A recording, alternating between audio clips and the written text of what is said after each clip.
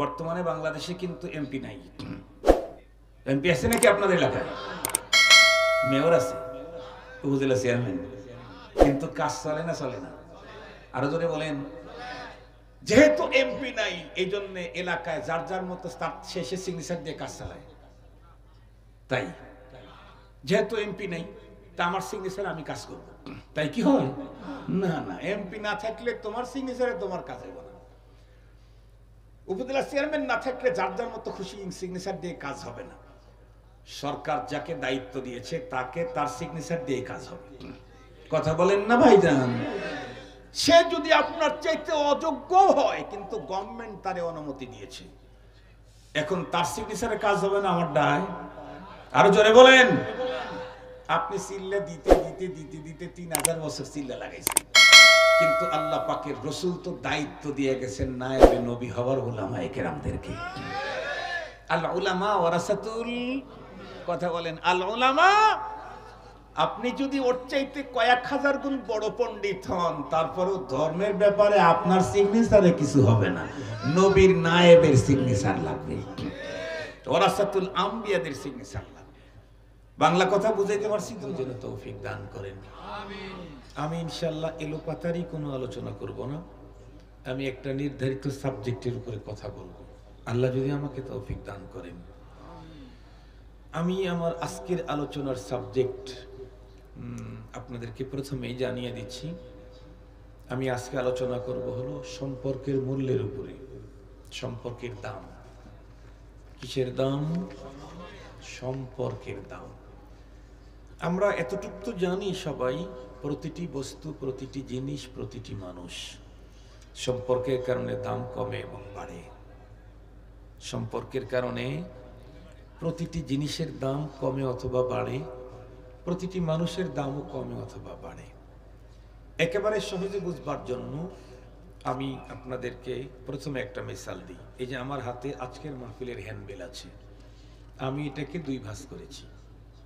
একটাই তো কাগজ, 2 ভাঁজ করেছি।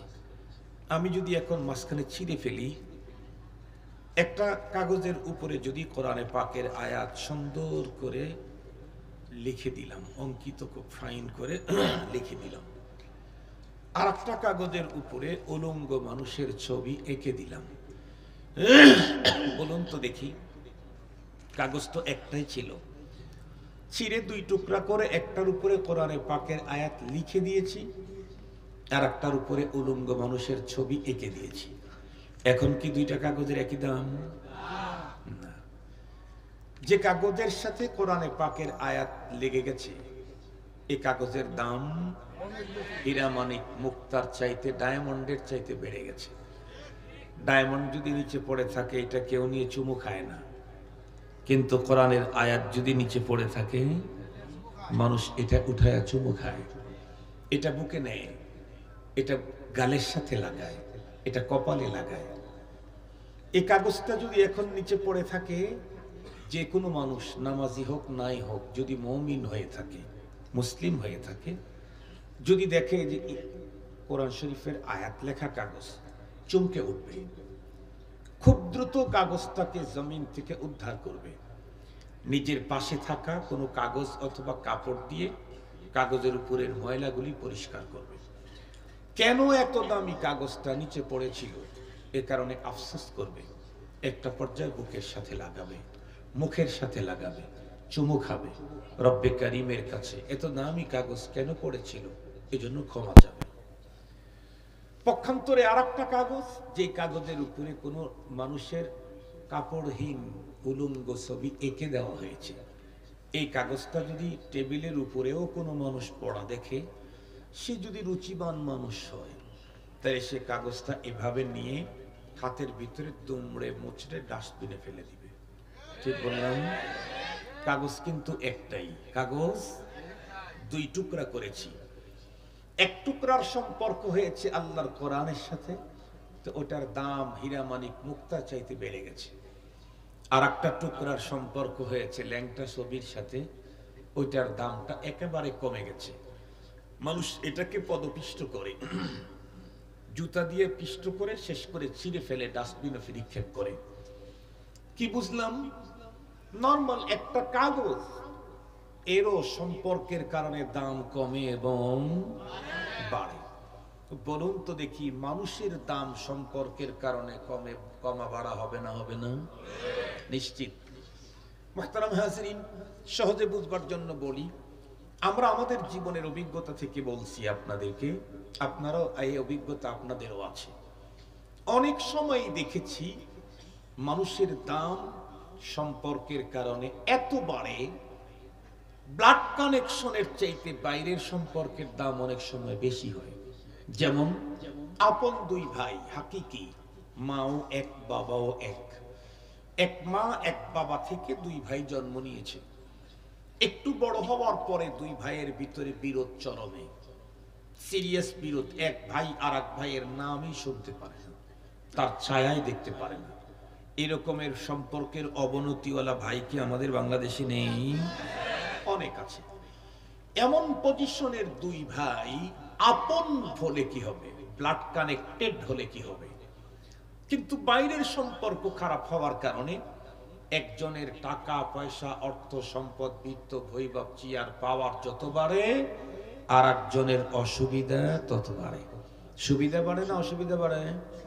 অসুবিধা বাড়ে। কেন? সম্পর্ক যে ভালো নেই।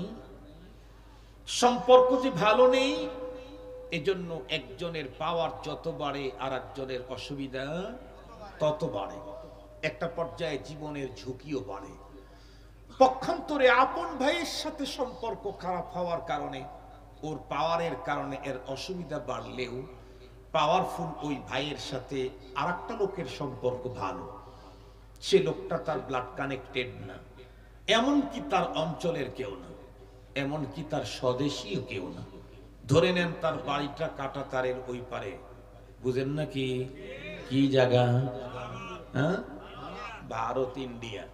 ধরে নেন ওই পারের লোক, দাদা বাবু ধর্মেও ঠিক নেই, ভাষাতেও ঠিক নেই, দেশও একটা, কিন্তু তার সাথে এই পারের কোনো এমপি মন্ত্রীর খুব খাতির, ওই ভাইয়ের খুব খাতির। বলুন তো দেখি, ওই ভাইয়ের পাওয়ার যত বাড়বে, ওই পারের দাদা বাবু এই পারে আসলে এর পাওয়ার তত বাড়বে। আমরা নিজের চোখে দেখেছি তো। বিগত সময় এদেশের আইডি আমার কাছে আছে, এদেশের পাসপোর্ট আমার কাছে আছে, আমি এদেশে জন্ম নিয়েছি, আমি এদেশে বেড়ে উঠেছি, আমি এদেশে কর্ম করি, আল্লাহ শুকুর আমি এদেশের প্রথম শ্রেণীর নাগরিক, আমি ভ্যাট দেই, ট্যাক্স দেই, ইনকাম ট্যাক্সের ফাইলও খোলা আছে আমার, আল্লাহ শুকুর আমি প্রথম শ্রেণীর নাগরিক। এরপরেও বিগত সময় দেখেছি আমার চাইতে ওই পারের দাদা বাবুদের পাওয়ার বেশি। কথা বলেন কেন? কারণ হলো এদেশের পাওয়ারফুলের সাথে আমার সম্পর্ক ছিল না, ওই পারের পাওয়ার লোকের সাথে এই পারের পাওয়ারফুলের লোকের সাথে সম্পর্ক, এ কারণে তার পাওয়ার অনেক বেশি। মুহতারাম হাজিরিন, যেহেতু সম্পর্কের কারণে মানুষের দাম কমে এবং বাড়ে, এ কারণে রব্বুল আলামিন তিলাওয়াতকৃত আয়াতে কারিমাতে পৃথিবীর এক শ্রেণীর মানুষদেরকে ডেকে বিশেষ এক শ্রেণীর মানুষের সাথে সম্পর্ক তৈরি করার জন্য অর্ডার দিয়েছেন। সুবহানাল্লাহ বলেন না? কাদেরকে ডেকে কাদের সাথে সম্পর্ক করতে বললেন আল্লাহ? তাহলে আল্লাহর কোরআনের দিকে যাই। আল্লাহ বলেন, ইয়া আইয়ুহাল্লাযীনা আমানু, আল্লাহ বললেন হে ঈমানদার, গভীরভাবে কথাটা শ্রবণ করবেন। আমি যদি বলি আমি মুমিন, তাহলে ডাকটা আল্লাহ আমাকে দিয়েছেন। উনি যদি বলে আমি মুমিন, তাহলে ডাকটা আল্লাহ ওনাকেও দিয়েছেন। উনি যদি বলে আমি মুমিন, তাহলে এই ডাকটা আল্লাহ ওনাকেও দিয়েছেন। ওই যে ভাইরা দাঁড়ানো আছে, ওনারা যদি বলে আমরা মুমিন, তাহলে আল্লাহ ডাকটা ওনাদেরকেও দিয়েছেন। এখন বলেন, রব্বুল আলামিন যদি কাউকে ডেকে একটা অর্ডার করেন, সেই অর্ডার অবমাননা করবে এমন মানুষ কি দুনিয়াতে কোনো মুমিন হতে পারে? কখনোই না।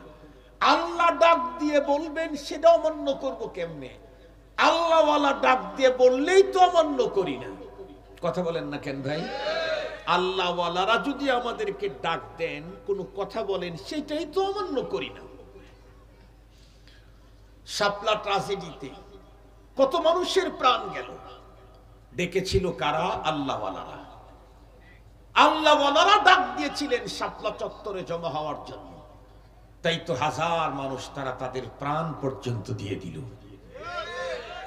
রব্বুল আলামিন আমাকে যদি ডাকেন, আল্লাহ ওয়ালা ডাকলে যদি তার ডাকের সাড়া দিই, আল্লাহ ডাইরেক্ট আমাকে ডাক দিলে সে ডাকের সাড়া না দিয়ে আমি পারবো না, কারণ আমি মুমিন।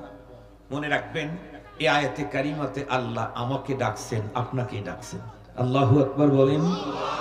কি বলে ডাক দিলেন? ইয়া আইয়ুহাল্লাযীনা আমানু, আল্লাহ বললেন হে ঈমানদার। দেখি কি বলেন? দুইটা বর্ডার করেছেন, মূলত গভীরভাবে লক্ষ্য করলে বর্ডার একটা। প্রথমে কি বললেন? ইত্তাকুল্লাহ, তোমরা তাকওয়ার মহান গুণ অর্জন করো। এই ঈমানদার, তোমরা তাকওয়ার গুণ অর্জন করো। এখন একটা জিজ্ঞাসা আসতে পারে, ইয়া আল্লাহ, তাকওয়ার গুণ অর্জন করলে আমাদের কি পাওনা হবে? আল্লাহ পাকের কোরআনে আল্লাহ আর এক জায়গায় বলেন, ইন আউলিয়াউহু ইল্লাল মুত্তাকুন। আল্লাহ যা বললেন আমি আমার মতো করে আপনাদেরকে বুঝাই। আমরা প্রত্যেকে আল্লাহর বান্দা, কিন্তু যদি কেউ তাকওয়ার মতো মহান সম্পদ অর্জন করতে পারি, সাথে সাথে বান্দা থেকে বন্ধুতে উত্তীর্ণ হয়ে যাব। তখন আল্লাহর কি হয়ে যাব? বন্ধু হয়ে যাব। বলেন না ভাই, তখন কি হয়ে যাব? আল্লাহর বন্ধু হইলে সুবিধা কি? বিগত সময় তো দেখেছি সরকার দলীয় এমপি মন্ত্রীদের বন্ধু হইলে কি সুবিধা। ছোট্ট একটা দেশের মাত্র কয়েকদিনের জন্য পাওয়ার থাকলে তার বন্ধু হলে যদি অনেক সুবিধা হয়, কুল কায়নাতের স্রষ্টা রব্বুল আলামিনের বন্ধু হলে কি সুবিধা হতে পারে? আল্লাহর কোরআনে আল্লাহ নিজেই বলেন, আলা ইন্না আউলিয়া আল্লাহি লা খাউফুন আলাইহিম ওয়ালা হুম ইয়াহজানুন।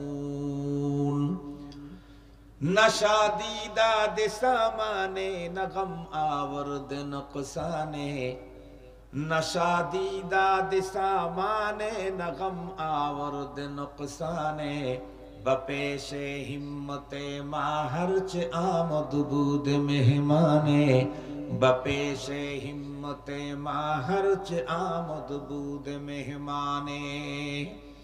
পৃথিবীর কেউ যদি আল্লাহর বন্ধু হয়ে যেতে পারে, তাহলে তো তার আর কোনো পেরেশানি নেই। কেন? সারা দুনিয়া যিনি চালান তার সাথে আমার সুসম্পর্ক, তাহলে আমার দুঃখ টেনশন বেদনার কোনো প্রশ্নই আসে না। এখন কথা হলো, আল্লাহ তাহলে ওই সম্পদ তো আমার দরকার, আমার চাই, কারণ আমি তোমার বান্দা থেকে বন্ধুতে উত্তীর্ণ হতে পারলে তো ফুস্তু রাব্বিল কাবা, কাবার মালিকের কসম আমি কামিয়াব। তবে এই মহাসম্পদ পাবো কোথায়? যাব কার কাছে? কোন ফ্যাক্টরিতে পাওয়া যায়? কোন দেশের আবিষ্কার?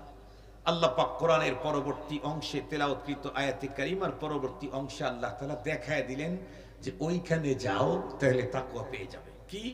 ওয়াকুনু মাস সাদিকিন, বিশেষ এক শ্রেণীর মানুষের সাথে তুমি সম্পর্ক গড়ো, তাহলে তোমার তাকওয়ার গুণ অর্জন হয়ে যাবে, আর সম্পর্কের কারণে তোমার দামও বেড়ে যাবে। সেই এক শ্রেণী কারা? আল্লাহ পাক বলেন, যাদের কথার সাথে কাজের মিল আছে, তারা যাদের কথার সাথে কাজের মিল আছে তাদের সাথে সম্পর্ক করো। কোন কথার সাথে কোন কাজের মিল? কেউ নির্বাচনের আগে বলেছিল আপনাদের এখানে ঢুকতে ওখানে কালভার্টের প্রবলেম আছে, আমি নির্বাচিত হলে কালভার্ট বানিয়ে দেব। পরে নির্বাচিত হয়ে কালভার্ট বানিয়ে দিয়েছে, তার কথার সাথে কাজের মিল আছে, ওর সাথে সম্পর্ক করতে বললেন। এই অঞ্চলের কোন রাস্তা একদম প্রবলেম, খুব ঝামেলা, উনি নির্বাচনের আগে বলে গেলেন আমি নির্বাচিত হলে রাস্তা ঠিক করে দেব, উনি পরে রাস্তা ঠিক করে দিয়েছেন। ওনারও তো কথার সাথে কাজের মিল আছে। কি বলেন? এই লোকের সাথে সম্পর্ক। কেউ নির্বাচিত হওয়ার আগে যদি বলে আমরা যদি আগামী দিনে নির্বাচিত হই তাহলে অমুক সালের সংবিধানে আবার ফিরে যাব, সেই সংবিধান ইসলাম সাপোর্ট করে কিনা সেটা বড় কথা না, সেখানে ফিরে যাব। পরবর্তীতে নির্বাচিত হয়ে সেই সংবিধানে ফিরে গেলেন, ওনার কথার সাথে কাজে মিল আছে, তার সাথে সম্পর্ক করতে বলেছেন। তাহলে কার সাথে? একেবারে সহজ কথা বলি, ছোট্ট বাচ্চারা মনে রাখতে পারবে। একেবারে সহজ কথা কি? যিনি দ্বীনের কথা বলেন দ্বীনের উপরে চলেন। কথা মনে থাকবে কি? যিনি কিসের কথা বলেন? আবার বলেন, যিনি কিসের কথা বলেন? কিসের উপরে চলেন? দ্বীনের কথা খুব বলে কিন্তু দ্বীনের উপরে চলে না। তাইলে উনি কি দরবেশ না বাটপার? বাটপার। আল্লাহ পাক কোন বাটপারের সাথে সম্পর্ক করার জন্য বলবে না। যিনি দ্বীনের কথা বলেন দ্বীনের উপরে চলেন, এই জাতীয় লোকের সাথে যদি সম্পর্ক তৈরি করতে পারি তাহলে উনি যত বড় আমার দাম তত বড়। এ কারণেই তো তামাম পৃথিবীতে যত মানুষ আল্লাহ পাক তৈরি করেছেন সমস্ত মানুষের মধ্যে প্রথম শ্রেণীর মানুষ হলেন নবী এবং রাসূলগণ। নবী রাসূলের পরে এই পৃথিবীর সবচাইতে শ্রেষ্ঠতম মানুষ হলো সাহাবায়ে কেরাম। নবী রাসূলের পরে সবচাইতে শ্রেষ্ঠ মানুষ সাহাবী হলেন। কেন? কারণ সাহাবায়ে কেরাম সম্পর্ক করেছিলেন নবীদের নবীর সাথে। কথা বলেন, কথা বলেন, কার সাথে?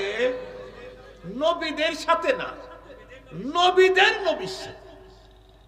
নবীদের নবীর সাথে ডাইরেক্ট সম্পর্ক করেছিলেন সাহাবায়ে কেরাম। এ কারণেই তামাম পৃথিবীর ভিতরে সর্বশ্রেষ্ঠ মানুষ নবী এবং রাসূলদের পরে সাহাবায়ে কেরাম। সাহাবীদের সাথে যারা সম্পর্ক করেছে তারা তাবেঈ, তাবেঈদের সাথে যারা সম্পর্ক করেছে তারা তাবেঈ তাবেঈ, তাবেঈ তাবেঈদের সাথে যারা সম্পর্ক করেছে তারা উম্মতের সলফ হয়ে গেছে। এখন আমরা এতটুকুন তো বুঝলাম সম্পর্কের কারণে দাম কমে এবং বাড়ে। এখন সিদ্ধান্ত আপনি নিবেন, আপনি কোথায় দাম বাড়াইতে চান, এহকালে না এহকালেও পরকালেও। যদি বলেন এই জগতে আমার চেয়ার পাওয়ার দরকার, তাহলে এই জগতের বড় যারা আছে তাদের সাথে সম্পর্ক করেন। তবে সাবধান, আপনি যার সাথে সম্পর্ক করে ভাব দেখাবেন আপনার ভাব টিকবে কতদিন, যার সাথে সম্পর্ক করেছেন তার ভাব টেকে যতদিন। উনি যদি ভাব দেখাইতে দেখাইতে স্মার্ট পদ্ধতিতে হেলিকপ্টারে করে উড়াল দিয়ে দেশ ত্যাগ করেন, তার সাথে সম্পর্ক করে যারা ভাব দেখাইছে তারা আর উড়াল দিতে পারে নাই, রাত্রের অন্ধকারে পালাইতে গিয়া জঙ্গলের ভিতরে বেডশিট বিছায়াও শোয়ার সুযোগ হয় নাই, কলা পাতা। কিসের পাতা? আরো জোরে বলেন। এ হলো দুনিয়াদারের সাথে সম্পর্ক রাখলে পাওয়ারের পজিশন। আমি যার সাথে সম্পর্ক করেছি তার পাওয়ার যতদিন আমার পাওয়ার ততদিন। উনি যদি পাওয়ারলেস হন আমি তো পাওয়ারফুল হওয়ার কোনো সুযোগ নেই। পক্ষান্তরে যদি দিনদারের সাথে সম্পর্ক করেন তাহলে আমি চ্যালেঞ্জ করে বলতে পারি, চ্যালেঞ্জ তামাম দুনিয়া ব্যাপী চ্যালেঞ্জ, দিনদারদের পাওয়ার দিন যত গড়ে পাওয়ার তত বাড়ে। দিনদারের পাওয়ার কখনো শেষ হয় না। জ্বলন্ত প্রমাণ 1400 বছরের আগের কোন স্বর্ণ যুগের স্বর্ণ মানব দেখানো দরকার নাই। এই তো মাত্র কয়েক বছর আগেই বাংলাদেশের একজন কিংবদন্তি আলেমে দ্বীন আমাদের মাঝ থেকে বিদায় নিলেন, শেখুল ইসলাম আল্লামা শাহ আহমদ শফি রহমতুল্লাহি আলাইহি। নাম শুনেন নাই? উনি যখন জওয়ান ছিলেন, টাটকা জওয়ান, বয়ান করতেন 2 ঘন্টা ব্যাপী। কি মজার সুর, কি কণ্ঠ, কি সুন্দর শের আশা করতেন। তখন শুধু চট্টলার মানুষ ওনাকে চিনত। এরপরে দিন যত গড়তে ছিল তার বিস্তৃতি তত বাড়তে ছিল। একটা পর্যায়ে তামাম বাংলাদেশের কওমি ঘরানার ওলামা তালাবা তাকে চিনে ফেলল। শেষ পর্যন্ত শেষ বয়সে এসে যখন উনি নিজের পায়ের উপরে ভর করে চলতেই পারেন না, এতটাই মাযুর হয়ে গেছেন, হুইল চেয়ারে চলতে হয়, সেই সময় আধ্যাত্মিক এক সংগঠন হেফাজতে ইসলাম এটাকে শুরু করে এটা নিয়ে যখন অগ্রসর হলেন, সুদূর চট্টলা থেকে শাপলা পর্যন্ত আসলেন, আল্লাহ তাআলা এক রাত্রে তাকে তামাম দুনিয়াতে হিরো আর ফোকাস করাইয়া দিল। আপনারা নিজের চোখে দেখেছেন, লোকটার দিন যত গড়তে ছিল পাওয়ার তত বাড়তে ছিল। আমরা নিজেরাও তো দেখলাম, আমি ছিলাম না ওই অনুষ্ঠানে, আপনারা যেমন দেখেছেন সোশ্যাল মিডিয়ায় আমিও দেখেছি। কি বাংলাদেশের সেই সময়ের সবচাইতে পাওয়ারফুল নেতা যিনি, হুজুর বসেছিলেন একটা স্টেজে। হুজুর তো কমজোর জয়ীফ মানুষ, বুড়ো মানুষ, বসে থাকলে ঝিমুনি আসে। হুজুর জমতেই ছিলেন, মাথার মধ্যে লাল রুমাল ছিল। ওই সময় দেখলাম এদেশের সবচাইতে পাওয়ারফুল বড় দ্বন্দ্ব দেখানোওয়ালা সেই নেতা হাঁটি হাঁটি পা পা করে হুজুরের কাছে এসে বিনয়ের সাথে নিজের পিতা মাতার মাগফিরাতের জন্য দোয়া চাইলেন। জিজ্ঞাসা করতে চাই, যে দোয়া চায় সে বড় না যার কাছে দোয়া চায় সে বড়? তাহলে ওনার চাইতে এনার পাওয়ার আরো বেশি। শুধু কি তাই না, দিনদার লোকেরা যতদিন বেঁচে থাকে ততদিন তাদের পাওয়ার তো বাড়তেই থাকে, মরার পরে আরো বাড়ে। বিশ্বাস যদি না হয় সিলেটের হযরতে শাহজালালের দিকে তাকান। এখানে যত লোক আমরা আছি কেউ কি শাহজালাল রহমাতুল্লাহ আলাইহিকে দেখেছি? বলুন তো দেখি, হযরতে শাহজালাল রহমাতুল্লাহ আলাইহির মোহাব্বত কার অন্তরে নাই? এখানে কয়জন লোকের অন্তরে নাই? নামাজ পড়ুক আর নাই পড়ুক, যে আল্লাহ মানে, রসুল মানে, যে পরপার বিশ্বাস করে, আল্লাহওয়ালা মানে, এই জাতীয় প্রতিটি মানুষের অন্তরে হযরতে শাহজালালের মোহাব্বত। কথা বলেন। যতদিন বেঁচে ছিলেন ততদিন যে পরিমাণে মানুষ তাকে মোহাব্বত করে নাই, মরণের পরে মোহাব্বতের বলুন তো দেখি সিরিয়ালটা কমছে না আরো বাড়ছে? শেখুল ইসলাম আল্লাহ মাহমুদ শফি রহমতুল্লাহ আলাইহি ওনার জীবদ্দশায় কিছু মানুষ তার বিরোধিতা করলেও এখন মাঝে মাঝেই ফেসবুকে দেখি কি লেখে, শেখ এই সময়ে জাতি আপনাকে খুব স্মরণ করে। কথা বলেন, কথা বলেন। কি বলে? ওগো আধ্যাত্মিক রাহবার, জাতির এই ক্লান্তি লগ্নে আপনার বড্ড প্রয়োজন ছিল। এখন সবাই বলে, তার মানে দিনদারের দিন যত করতে থাকে পাওয়ার তত বাড়তে থাকে। শুধু কি দুনিয়াতেই না, না পরপারেও বাড়ে। আল্লাহ তার রাসূলকে দিয়েই জানায়া দিয়েছেন। আল্লাহ পাকের রাসূল বলেন, ইয়াশফাউ ইয়াউমাল কিয়ামাতি আল আমবিয়া ওয়াল উলামা সুম্মা শুহাদা। আজকের আদালতে আব্দুল বাসিত খান যদি দাঁড়ায় কোনো ভ্যালু নেই, সেখানে আমার দাঁড়ানো বক্তব্য দেওয়া কোনো রাইটস নেই। কিন্তু আল্লাহ পাকের রাসূল স্পষ্ট বলে দিয়েছেন, আল্লাহ তাকে বলাইছেন, ওগো রাসূল আপনি বলেন, পরপারে যখন কোন বিচারকের কোন বিচারিক কোন দফতর থাকবে না, সেদিন একমাত্র মহাবিচারক হব আমি আল্লাহ। সেই দিন আমার আদালতে কোন জজ, ব্যারিস্টার, লয়ার এদের কোনো পাত্তা থাকবে না। নাম্বার 1 যাকে মর্যাদা দেওয়া হবে সে হলো আম্বিয়ায়ে কেরাম। নাম্বার 2 যাদেরকে মর্যাদা দেওয়া হবে তারা হলো উলামায়ে কেরাম। সেই দিন আল্লাহর আদালতে উলামায়ে কেরাম হাজার হাজার মানুষ যাদের ব্যাপারে ফয়সালা হয়েছে জাহান্নামের, আল্লাহ পাকের আদালতে আল্লাহর দেওয়া পাওয়ার, আল্লাহর দেওয়া পারমিশনের অধীনেই সুপারিশ করে করে লক্ষ মানুষকে আল্লাহর জান্নাতে পৌঁছিয়ে দিবে। সঙ্গত কারণে আপনি সিদ্ধান্ত আপনি নেবেন কার সাথে সম্পর্ক করবেন। যদি বলেন আমার দুনিয়াতেই দরকার, করেন। সোনালী যুগের 2 জন মানুষের ইতিহাস বলবো, তার ভিতরে প্রথমেই যার নাম বলবো আপনারা তাকে চিনেন, দ্বিতীয় নাম্বার যার নাম বলবো তাকেও চিনেন। আমি শুধু আপনাদেরকে একটু স্মরণ করে দিতে চাই, ওয়াদাক্কির ফাইন্নাদ যিকরা তানফাউল মুমিনিন। প্রথম যেই মানুষটার নাম বলতে চাই উনি হলেন মসজিদে নববীর মুয়াজ্জিন। কোন টাইমে? যখন মসজিদে নববীর ইমাম জনাবে মুহাম্মদুর রাসূলুল্লাহ সাল্লাল্লাহু আলাইহি ওয়াসাল্লাম সেই সময়ের মুয়াজ্জিন। বলেন তো দেখি নামটা কি হতে পারে? না, নামটা অসুন্দর হইল। হযরতে বেলাল হাফসি রাদিয়াল্লাহু আনহু। বলেন, হযরতে বেলাল হাফসি রাদিয়াল্লাহু আনহু। আল্লাহ যাদের ব্যাপারে রাদিয়াল্লাহু আনহু বললেন, আপনি তাদের ব্যাপারে রাদিয়াল্লাহু আনহু বলবেন না, পারমিশন আপনাকে কে দিল? আল্লাহ নিজে বলেছেন রাদিয়াল্লাহু আনহু। এজন্য প্রত্যেকটি সাহাবায়ে কেরামের নাম আজমত, মুহাব্বত এবং শ্রদ্ধার সাথে উচ্চারণ করতে হবে। মুসলমান ভাইরা রে, আমার কথা ভালো করে বুঝেন। বিশ্বনবী জনাবে মুহাম্মদুর রাসূলুল্লাহ সাল্লাল্লাহু আলাইহি ওয়াসাল্লাম যখন মসজিদে নববীর ইমাম, সেই সময়ের মুয়াজ্জিন ছিলেন হযরতে বেলাল হাফসি রাদিয়াল্লাহু আনহু। বাহ্যিকভাবে বেলাল হাফসি রাদিয়াল্লাহু তাআলা আনহুর কন্ডিশন এবং পজিশন অনেক উন্নত মানের ছিল না। উনি ছিলেন হাফসায় জন্মগ্রহণ করা মানুষ। ওনার গায়ের রংটা ছিল বন্ধুরা আমার কালো, ঠোঁট দুটি ছিল মোটা। আজান দিতেন মসজিদে নববীতে, কিন্তু আজানের শব্দগুলি অনেক বেশি সুন্দর করে উচ্চারণ করতে পারতেন না। এরপরে লোকটা ছিল কৃতদাস, কিন্তু কালো। বেলাল হাফসি রাদিয়াল্লাহু তাআলা আনহু কৃতদাস হলে কি হবে? এই লোকটা সম্পর্ক করেছিলেন নবীদের নবীর সঙ্গে। নবীদের নবীর সঙ্গে সম্পর্ক করার কারণে বেলাল হাফসি রাদিয়াল্লাহু তাআলা আনহুর মর্যাদা আল্লাহ পাকের কাছে কি পরিমাণে বেড়ে গেল, এই বিষয়টাকে আপনাদের হৃদয়ঙ্গম করবার জন্য আমার পয়গম্বরের জীবনের সর্বশ্রেষ্ঠ একটা সফরের কথা আলোচনা করতে হয়। আমরা প্রত্যেকেই জানি আল্লাহ পাক রব্বুল আলামিন আমাদের পয়গম্বরকে স্পেশাল একটা ট্যুর করাইছিলেন, মোবারক ট্যুর, মোবারক সফর, যেই সফর পৃথিবীর কোনো পয়গম্বরদেরকে আল্লাহ পাক করান নাই। আমি জিজ্ঞাসা করতে চাই, বলুন তো দেখি আমার পয়গম্বরের সেই সফরের নাম কি?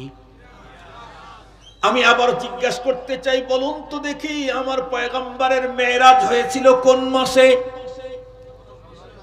আমরা প্রত্যেকেই জানি পয়গম্বরের সেই বন্ধুরা আমার মোবারক সফর, মেরাজের সফর হয়েছিল রজব মাসে। আমরা বর্তমান এখন অবস্থান করতেছি কোন মাসে? রজব মাসে। তার মানে এখন থেকে প্রায় 1500 বছর আগে এই রজবুল মুরাজ্জবের এই বরকতপূর্ণ মাসে আল্লাহ পাক রব্বুল আলামিন তার পয়গম্বরকে বাইতুল্লাহ থেকে বাইতুল মুকাদ্দাস হয়ে আল্লাহ পাকের আরশ পর্যন্ত নিয়ে গিয়েছিলেন। খুব ভালো করে বুঝবেন, আল্লাহ পাক আগেই তার প্রিয় হাবিবকে জানা দিলেন, হাবিব আমি আপনাকে আমার আরশের ভিতরে আমন্ত্রণ করব। বলুন তো দেখি, পয়গম্বর যখন থেকে জানতে পারলেন আল্লাহ পাকের আরশ পর্যন্ত আমার যাওয়া হবে, আল্লাহর সঙ্গে ডাইরেক্ট দেখা হয়ে যাবে, বলুন তো দেখি তখন থেকে পয়গম্বরের অন্তরের কাইফিয়ত কি হতে পারে? আমাদের এখানে কোনো একজন মানুষ যদি এমন থাকেন যেই লোকের অন্তরের ভিতরে মদিনাতুল মুনাওয়ারা প্রেম আর ভালোবাসা অনেক বেশি, কিন্তু বাহ্যিকভাবে মদিনা যাওয়ার মতো কোনো অ্যাবিলিটি তার কাছে নেই, শুধুই মদিনার কথা তার কল্পনার জগতে ভাসতে থাকে, এই রকমের একজন লোককে কেউ যদি গিয়া তাকে বলে, আঙ্কেল অথবা ভাই আগামী সোমবার বা মঙ্গলবারে আপনার মদিনার সফর হবে, বলুন তো দেখি আমি সব ব্যবস্থা করে দেব, এই কথা শোনার পরে ওই লোকের এখন থেকে মঙ্গলবার পর্যন্ত কি কখনো ঘুম হবে নাকি? ওই লোকের খাওয়ার ভিতরে মজা আসবে নাকি? অতিরিক্ত আনন্দের কারণে মানুষ খাইতে পারে না, অতিরিক্ত ব্যথা বেদনা টেনশনের কারণে মানুষ ভিতরে খাবার ঢোকে না। এই লোকটার অন্তরে শুধু কল্পনার জগতই চলতে থাকবে, কখন যাব মদিনায়, মদিনা বা কেমন দেখা যায়, নবীজি রওজার পাশে দাঁড়াইয়া কেমনে কোন পদ্ধতিতে সালাম দেব, নানান কথা তার অন্তর বন্ধুরা আমার মস্তিষ্কের জগতে শুধুই বন্ধুরা আমার তুফান চলতে থাকবে। কারণ পৃথিবীর নিয়ম হলো যে যাকে মোহাব্বত করে তার দর্শনের চাইতে উন্নত তৃপ্তিদায়ক জিনিস পৃথিবীতে আর কিছুই হতে পারে না। এই জন্যই তো একজন কবি বড় চমৎকার বলেছেন, হফতে দরিয়া গরবানু শামতার নগর দদ জানে মান, শরবতে দিদার বায়দ আজলবে মেহবুবে মান। সপ্ত দরিয়া পান করাইলেও মনের তৃষ্ণা মিটবে না, বন্ধুর সঙ্গে দেখা হলেই মিটবে সকল যন্ত্রণা। পয়গম্বরের অন্তর তো তখন থেকে বেকুল, কখন যাব উদ্গ্রীব উৎকণ্ঠা। রজবুল মুরাজ্জবের কোন এক তারিখে আল্লাহ পাক রব্বুল আলামিন দুইটা গ্রুপকে নিয়োগ দিয়ে দিলেন। আল্লাহর পয়গম্বর তার প্রিয় হাবিব সাল্লাল্লাহু আলাইহি ওয়াসাল্লাম রব্বে কারীম তাকে বন্ধুরা আমার তার আরশ পর্যন্ত আমন্ত্রণ করার জন্য দুইটা গ্রুপ ঠিক করলেন। একটা হলো নবীদের গ্রুপ, আদম পয়গম্বর থেকে ঈসা পয়গম্বর পর্যন্ত সমস্ত পয়গম্বরগণকে আল্লাহ পাক ডেকে বললেন, আপনারা প্রত্যেকেই আজকে বাইতুল মুকাদ্দাসে আগায়া যান। কেন? আমার হাবিবকে আমি বাইতুল্লাহ থেকে বাইতুল মুকাদ্দাস হয়ে আমার আরশে আজিমে আমন্ত্রণ জানিয়েছি, আপনারা আমার পয়গম্বরকে রিসিভ করার জন্য বাইতুল মুকাদ্দাসে আগায়া যান। আদম পয়গম্বর থেকে ঈসা পয়গম্বর পর্যন্ত সমস্ত নবীগণ বাইতুল মুকাদ্দাসে চলে এলেন। রব্বে কারীম জিবরাইলকে ডেকে বললেন, জিবরিল তুমিও আমার পয়গম্বরকে রিসিভ করার জন্য আগায়া যাও, তবে তুমি নবীদের মতো বাইতুল মুকাদ্দাসে গিয়ে ওয়েটিং এ থেকো না, বরং আমার পয়গম্বরের শয়ন কক্ষে গিয়ে পয়গম্বর থেকে ঘুম থেকে জাগ্রত করায়া বাইতুল্লাহ থেকে বাইতুল মুকাদ্দাস হয়ে আমার আরশ পর্যন্ত পৌঁছাবার ব্যবস্থা করে দাও। হযরত জিবরাইল আমিন চলে এলেন। পয়গম্বর হাতিমে কাবা অথবা উম্মাহানির ঘরের ভিতরে ঘুমিয়েছিলেন। জিবরাইল আমিন এসে পয়গম্বরকে ঘুম থেকে জাগ্রত করাইলেন। পয়গম্বর জিজ্ঞাসা করলেন, ভাই জিবরাইল। জিবরাইল আমিন উত্তর করে, ওগো পয়গম্বর, আল্লাহর আরশে নিয়ে যাওয়ার জন্য এসেছি। নবীজি বড় আনন্দিত, বললেন চলো। ঘর থেকে বের করা হলো। জিবরাইল আমিন পয়গম্বরকে বহন করার জন্য একটা বাহন দাঁড় করায় দিলেন। দেখতে খুব একটা বড় না, দুনাল হিমার ফাওকাল বাগাল, গাদা খচ্চরের মাঝামাঝি মিডিয়াম একটা বাহন। বিশ্ব নবীজিকে বলা হলো, আপনি বিসমিল্লাহ বলে তার উপরে চড়ে বসেন। পয়গম্বর যখন চড়ে বসলেন, এই ছোট্ট বাহনের গতি পাওয়ার বর্ণনাতীত কেমন, কিতাবের ভিতরে লিখেছে ছোট্ট এই বাহনটার একটা কদম হলো মুনতাহাল বাসার, মানুষের চোখের সীমানার শেষ এই ছোট্ট বাহনের এক কদম অত দূরে গিয়ে পড়ে। এখন আপনারা বলেন, মানুষের চোখের দৃষ্টির শেষ সীমানায় যদি এক কদম পড়ে, আর সেই কদম যদি বিদ্যুৎ বেগে চলতে থাকে, তাহলে বাইতুল মুকাদ্দাস পর্যন্ত যাইতে কয় মাস লাগবে? কথা বলেন, কয় সপ্তাহ লাগবে? কয় দিন লাগবে?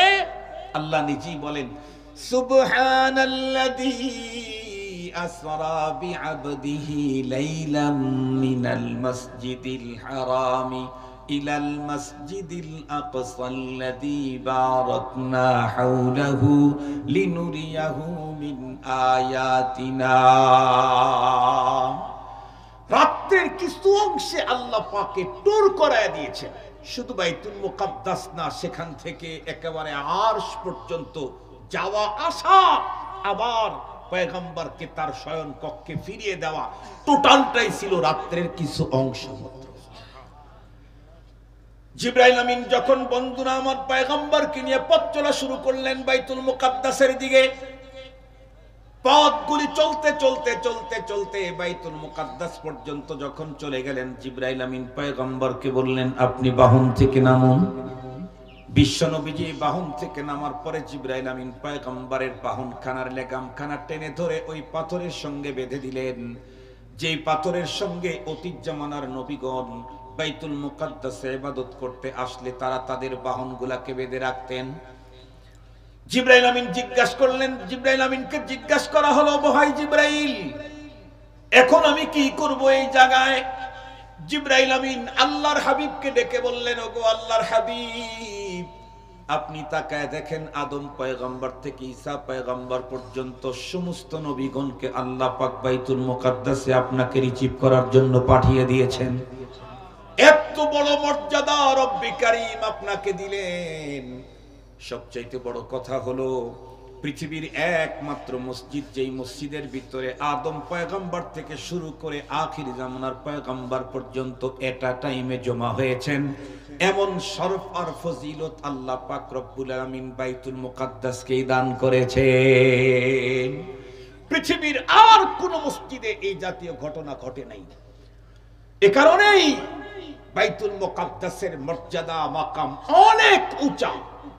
নতুন মুসলিম প্রজন্ম, তরুণ যারা আসতেছে, তাদের অন্তরে কথা বসায় দিতে হবে, বাইতুল্লাহ যেমন আমার, বিশ্বনবীজির রওজায়ে আতহারের উপরের সবুজ গম্বুজটা যেমন আমার, আমরা যেমন আমাদের ঘর বাড়িতে, ব্যবসা বাণিজ্য, বিভিন্ন ফ্যাক্টরিতে এবং অফিসে, বৈঠকখানাতে বাইতুল্লাহর ছবি টানায় রাখি বরকতের জন্য, বিশ্বনবীজির রওজায়ে আতহারের উপরের সবুজ গম্বুজের ছবিটা লাগায় রাখি বরকতের জন্য, ওর সাথে আরো একটা ছবি এখন অ্যাড করতে হবে, বাইতুল মুকাদ্দাসের ছবিও রাখতে হবে।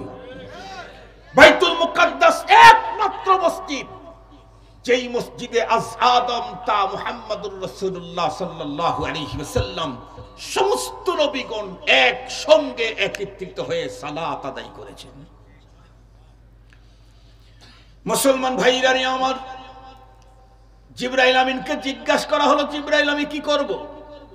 জিবরাইল আমিন উত্তর দিলেন, পয়গম্বর সমস্ত নবীগণ যেহেতু বাইতুল মুকাদ্দাসে একসঙ্গে জমা হয়েছেন, এই কারণে আপনারা এখানে নামাজ আদায় করবেন, আল্লাহর শুকরিয়া আদায় করে তাকে সিজদা করবেন।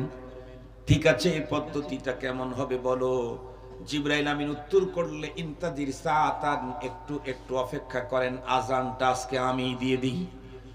আজকের এই নামাজের মুয়াজ্জিন ফেরেশতা কুল শিরোমণি জিবরাইল আমিন। মজার ব্যাপার হলো, জিবরাইল আমিন আজান স্টার্ট করলেন, শুরু করলেন, আল্লাহু আকবার, আল্লাহু আকবার, আশহাদু আল্লা ইলাহা ইল্লাল্লাহ, আশহাদু আল্লা ইলাহা ইল্লাল্লাহ। এরপরে জিবরাইল আমিন আশহাদু আন্না বলার পরে থেমে গেলেন। রব্বুল আমিন জিজ্ঞাসা করে, জিবরাইল আমিন আশহাদু আন্না বলার পরে থেমে গেলে কেন? জিবরাইল আমিন উত্তর করেন, ইয়া আল্লাহ, আমি কিছুই বুঝে উঠতে পারছি না, কারণ এই জায়গায় আদম সফিউল্লাহ, ইব্রাহিম খলিলুল্লাহ, মুসা কালিমুল্লাহ, ঈসা রূহুল্লাহ, মুহাম্মাদুর রাসূলুল্লাহ সবাই আছেন। আমি আন্না বলার পরে কোনটা বলবো? আদম সফিউল্লাহ বলবো, নাকি ইব্রাহিম খলিলুল্লাহ বলবো, নাকি মুসা কালিমুল্লাহ বলবো, নাকি ঈসা রূহুল্লাহ বলবো, নাকি মুহাম্মাদুর রাসূলুল্লাহ বলবো? আমি তো বুঝতে পারতেছি না। রব্বে কারীম জিবরাইল আমিনকে জানায় দিলেন, ও জিবরাইল, আমার যে হাবিবকে টার্গেট করে আজকের মহাসমাবেশের ইন্তজাম করা হলো, সেই খাতামুন নবিয়্যিন উপস্থিত থাকতে অন্য কোন নবীর নাম উল্লেখ করার পারমিশন নাই। আশহাদু আন্না মুহাম্মাদার রাসূলুল্লাহ বলো। রাসূলুল্লাহ আযান দিতে দিতে এক পর্যায়ে আযান কমপ্লিট হয়ে গেল। এখন মাসআলা হলো, মাইয়া উম্মুল আন, এতগুলি পয়গম্বরে এই জায়গাতে ইমামতি কাকে দেওয়া যায়?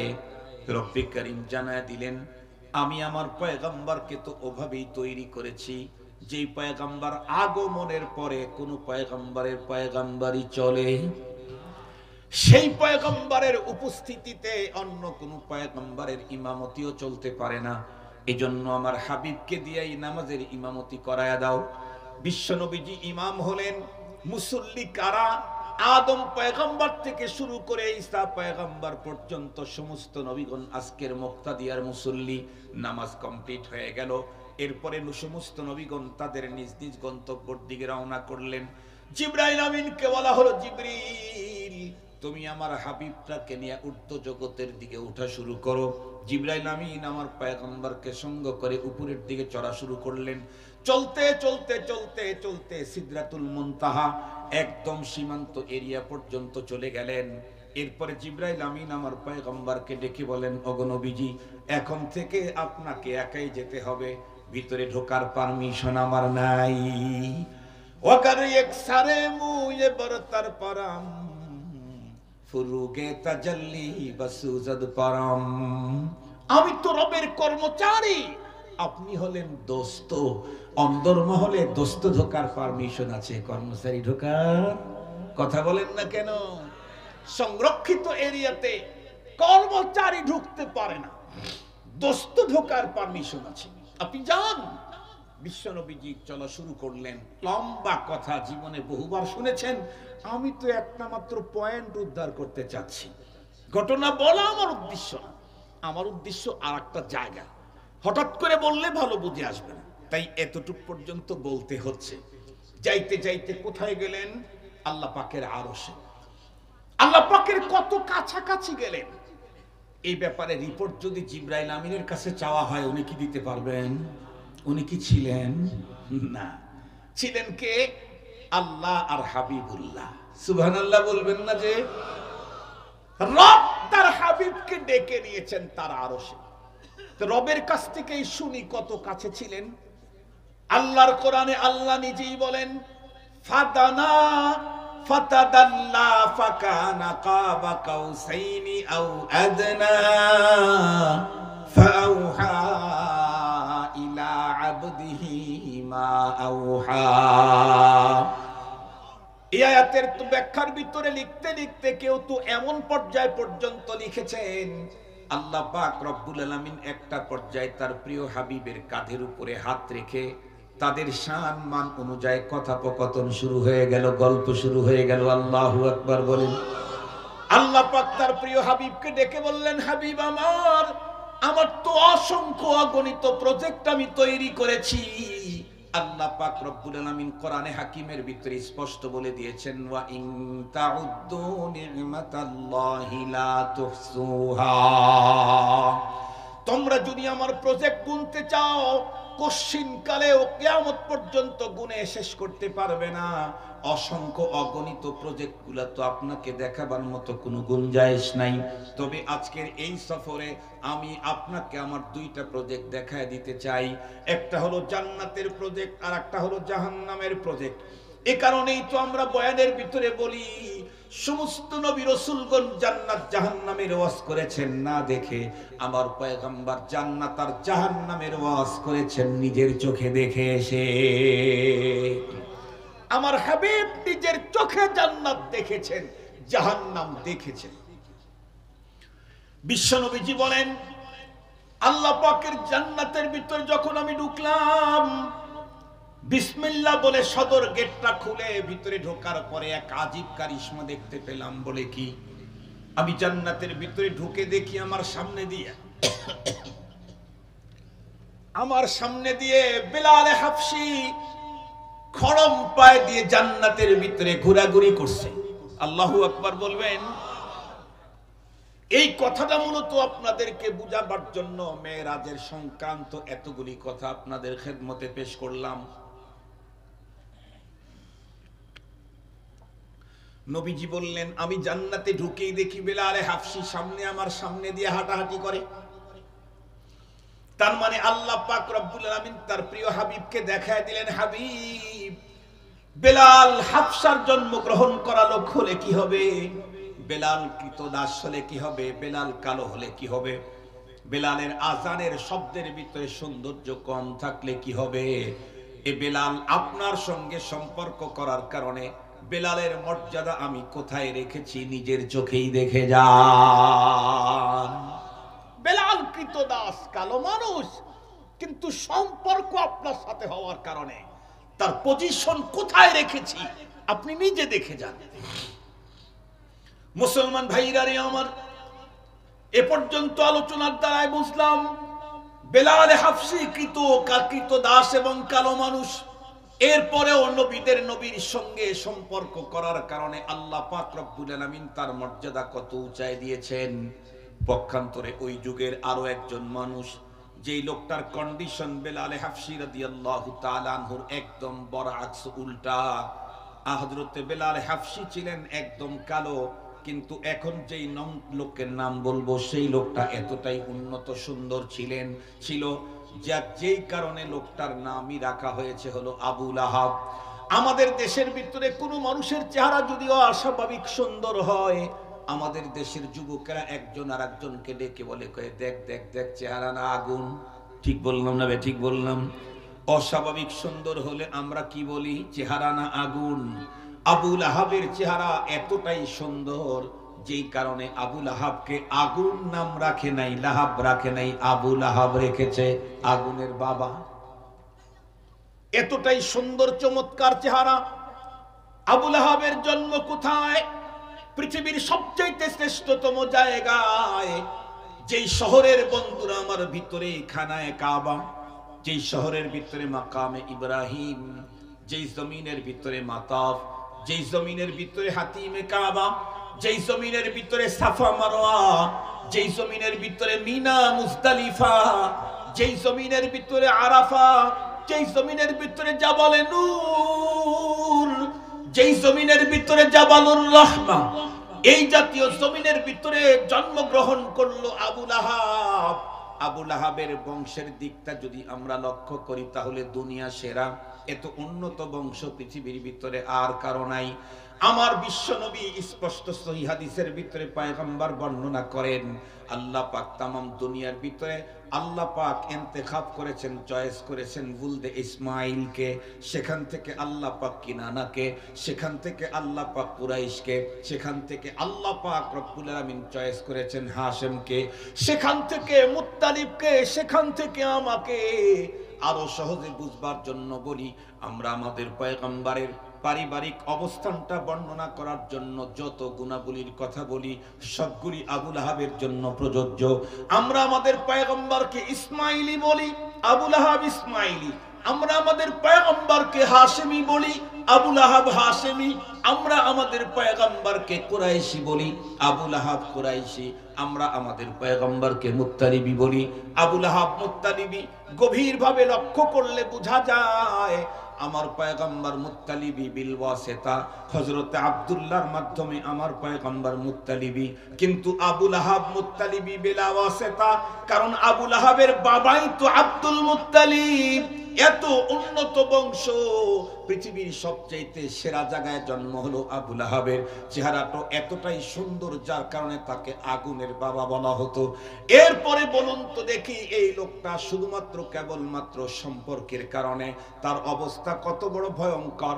আল্লাহ পাক নিজেই আবু লাহাবের ব্যাপারে কিয়ামত পর্যন্ত মানুষের জন্য ঘোষণা দিয়ে দিলেন, তাব্বাত ইয়াদা আবি লাহাবিন ওয়া তাব। আবু লাহাবের ব্যাপারে রব্বুল কারীমের চূড়ান্ত সিদ্ধান্ত পৃথিবীর মানুষকে জানায়া দিলেন। আল্লাহ বলেন আবু লাহাব ধ্বংস। এই ধ্বংস তাব্বুন শব্দ আল্লাহ পাক এক আয়াতের ভিতরে একবার ব্যবহার করেন নাই। আয়াতের শুরুতেও তাব, আবার শেষেও তাব। তাব্বাত ইয়াদা আবি লাহাবিন ওয়া তাব। আল্লাহ পাক কারো ব্যাপারে যদি একবার ধ্বংস বলেন, তাকে মুক্ত করবার মতো তামাম দুনিয়াতে কেউ নাই। অথচ এই আবু লাহাবের ব্যাপারে আল্লাহ পাক রব্বুল আলামিন এক আয়াতে দুইবার ধ্বংসের কথা বলেছেন। খুব গভীরভাবে বুঝবেন। আবু লাহাব দেখতে যেমন সুন্দর, আবু লাহাবের বংশ তেমন বিশ্বসেরা, আবু লাহাবের জন্ম তেমন দুনিয়ার সবচেয়ে উন্নত জায়গায়। আবু লাহাব এমন এক ফ্যামিলির সদস্য, যেই ফ্যামিলির ভিতরে একজনকে আল্লাহ কোরআন দিয়েছেন, যেই ফ্যামিলির একজনের উপরে একজনকে আল্লাহ নবীদের নবী বানিয়েছেন, যেই ফ্যামিলির একজনকে আল্লাহ নবীদের ইমাম বানিয়েছেন, যেই ফ্যামিলির একজনকে আল্লাহ মুসাদ্দিকুল আম্বিয়া বলেছেন, যেই ফ্যামিলির একজনকে আল্লাহ খাতামুন নবিয়্যিন বলেছেন, যেই ফ্যামিলির একজনকে আল্লাহ পরপারে শাফাতে কুবরার চাবি দিয়ে দিয়েছেন, যেই ফ্যামিলির একজনের হাতের ভিতরে পরপারের একমাত্র কাউসার হাউজে কাউসারের মালিক বানায় দিয়েছেন আল্লাহ।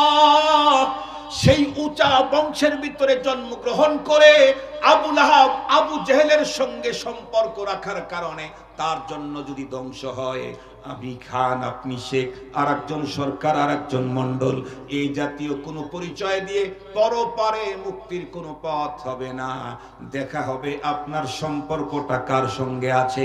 আল্লাহর পেয়ারা হাবিব বলেন, আলমারু মা মান আহাব্বা। তুমি যার সাথে রিলেশন করবে তার সাথে তোমার হাসর করায়া দেওয়া হবে। এ কারণেই তো হাবশার কালো মানুষটা সম্পর্ক করেছিল নবীর সঙ্গে। এ কারণে আল্লাহ পাক তার জান্নাতের মাকাম দেখায় দিয়েছেন। আর নবীর আপন চাচা হওয়ার পরে সম্পর্ক তৈরি করেছে আবু জেহেল, উতবা আর সাইবার সঙ্গে। রব্বুল আলামিন তার ব্যাপারে ধ্বংসের ঘোষণা চিরাচরিত কোরআনে নাজিল করে দিয়েছে।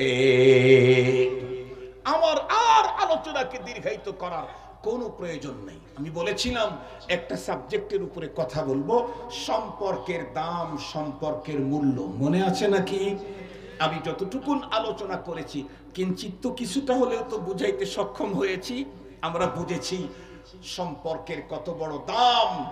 আমাকে এখন সিদ্ধান্ত নেওয়ার পালা। আমি আমার দাম কোথায় বাড়াইতে চাই, কতদিনের জন্য বাড়াইতে চাই। যদি বলি যে আমার দুনিয়াতে পাওয়ার দরকার, দুনিয়াদারদের সাথে সম্পর্ক করেন।